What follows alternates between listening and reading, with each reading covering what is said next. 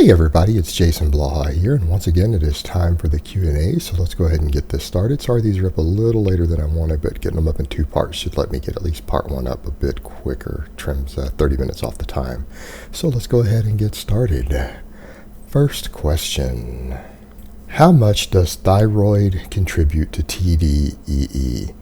Alright, good question, because a lot of people talk about their thyroid and thyroid output when it comes to weight loss, weight gain, things like that. But the truth is it isn't as important as people make it out to be. It is important, but it's not going to be a factor that usually makes or breaks you unless you just kind of ride a bleeding edge with your caloric intake. Like for someone who is trying to micromanage it, they're going to notice it. But people who eat large amounts of food or who are really restricting themselves are probably not going to notice it, and here's why. Now remember, TDEE means total daily energy expenditure. That's how many total calories you burn, period, through all pathways for a 24-hour period.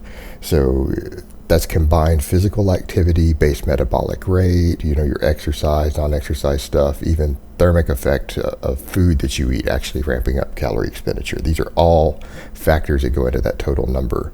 Now, thyroid, actually, it's not that much. It's about 5 to 10% from your baseline, meaning someone who has a perfectly normal T4 and T3 range, who, if they were to have major problems, their thyroid would start way overproducing stuff, or their thyroid basically shuts down, they're only going to shift about 5 to 10% on that number.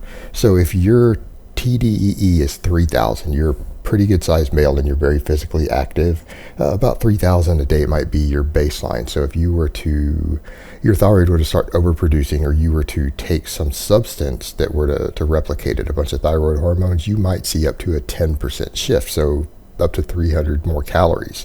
So it could go from 3,000 up to 3,300. That's not a lot in the grand scheme of things. That's what people need to remember. That is still going to be, at the same caloric intake, less than a pound of body weight difference per week. So again, it's not going to make or break you on the scale for the most part, unless you're cutting a really close caloric intake there.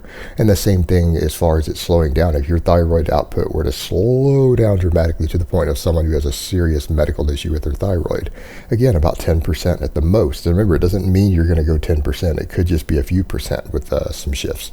But a pretty serious case of their thyroid not producing enough hormone, or not enough of the T4 converting to T3, about 300 again, so down to 2,700 calories. So when you guys look at it, it's not a big number. Yes, 10% is a lot. 10% is the difference on a slow bulk or a slow cut. But again, it's not an enormous number. Like, your energy expenditure is not going to change by 1,000 calories a day due to thyroid. So people need to get that idea out of their head. All right, next question. Hey Jason, you stated before that the first set is what builds the most muscle on a linear program. When your presses begin to stall but everything else is still progressing, would it be beneficial to just add more weight or more reps on the first set of presses and go all out to break plateaus on your presses? All right, the answer to this question is going to depend a lot on where you're at in your training and how advanced you are. Because you specifically said a linear program, I'm going to assume you're in the novice phase still. You're in that first year of serious training. In that case, if your form is really good, I would consider adding more weight on the first set and just reducing things on the later sets to get that strength up quicker so that you can progress faster. However, if your technique is still an issue and it's not ingrained, I don't think increasing weight is going to be the best thing. You need to make sure your form is good. Video yourself and use that to determine which of the two. If your technique and your form are breaking down, adding more weight is going to exacerbate that problem. So I would consider adding reps at that point. That's what it comes down to. Now, my answer is going to be totally different for a more advanced lifter, but that's a bit more than we can really cover in a Q&A question. Like a more advanced lifter, I would go into things like actually adding more sets if they're stalling on a press. But the thing that you need to remember is that you're going to be weaker on your presses and your other big lifts. So it's going to seem like lifts like squat, deadlift, rows seem to increase longer because you can usually lift more weight. There's more muscles involved, and presses tend to be very, very closely correlated with your gains or losses in body weight, more so than the other lifts as well. So presses are oftentimes the very first thing to appear to stall when you're adding similar amount of weights every week on a linear program. So just keep that in mind. All right, next question. Can too much flexibility be actually detrimental for strength performance? Note that I don't mean hypermobility, but rather being very flexible due to a lot of stretching or coming from a sport that requires it, like gymnastics, for example. What if former gymnasts who's very flexible started doing powerlifting? Would this extra flexibility be harmful for the sport, or having more flexibility doesn't hurt as long as it's not hypermobility? No, as long as it's not hypermobility, extra flexibility isn't going to meaningfully hurt your performance in any strength-based sport. It shouldn't hurt you at all, and if it does, it's not going to be a measurable or noticeable amount. So it's probably worth your while to maintain a good amount of flexibility and mobility, even if your current sport doesn't require the amount that you have. It can carry over into other endeavors that you might do coming up. Now, the thing that you need to remember, let's say you take a gymnast, someone who might actually be almost hypermobile for a sport like powerlifting. Well, if they quit doing their gymnastic stuff, you need to remember that performance elements, no matter what they are, do detrain over time, and that includes mobility and flexibility. These things aren't constant or permanent, meaning you might maintain some elements of them almost permanently if you've done them for a long enough time, but they will detrain to some extent. So someone who's like that, who has pretty much hypermobility for a sport like powerlifting, if they start training for powerlifting and they quit training for gymnastics and they quit doing additional work to maintain that extreme level of flexibility, what will actually happen over time is that their mobility will reduce. It will start reducing based upon no need to maintain it. You're not giving the body any training stimulus to maintain that flexibility, so it will reduce over time, and they will lose a lot of it, and it will become more in line with what they need for with their training. Remember, guys, you have specific adaptation to impose demands in any training element.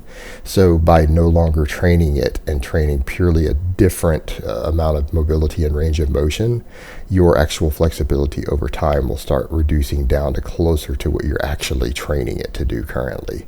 So just keep that in mind. The body adapts over time to training stimulus, and you will detrain things that you are no longer training. All right, next question. For your 5x5 program, I get worn out quite fast and feel that some sort of intra-workout thing would help to keep my energy up. Any recommendations, either supplement-wise, such as caffeine, beta-alanine, dextrose, or nutrition-wise to help out? I know you don't believe in most supplementation where nutrition could be addressed. Would appreciate your thoughts. Yeah, I'm not going to be a big fan of using a supplement here for this. You've got to remember, this is a tough program with a high workload and a high workload density. Not everyone can handle it. It is supposed to be fatiguing. If you don't want to be really fatigued, I have other programs that are easier to run. It's not a knock at you as a person if you're struggling with it.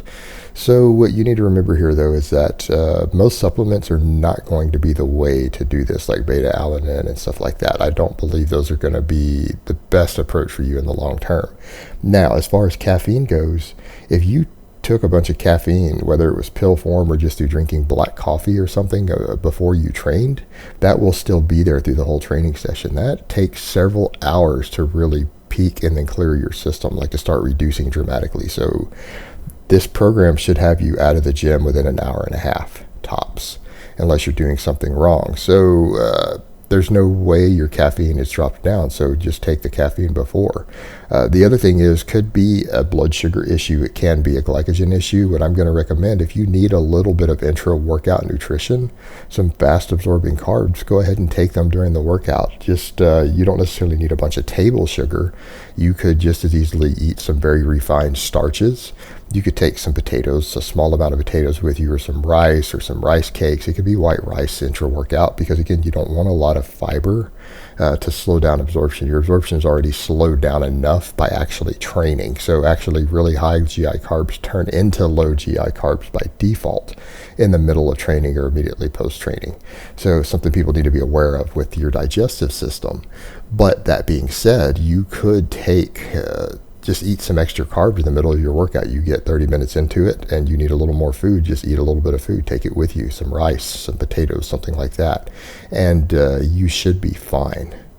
But remember, you also might not be eating enough before you train, so you might need to address your nutrition further. All right, next question. Hi Jason, you recently said it takes around 2 weeks for hypertrophy to begin reversing. I haven't trained for 2 weeks and let my very low appetite take over. The result seems to be 2% lower body fat. Could it be I've lost no progress in terms of hypertrophy and have lost only fat?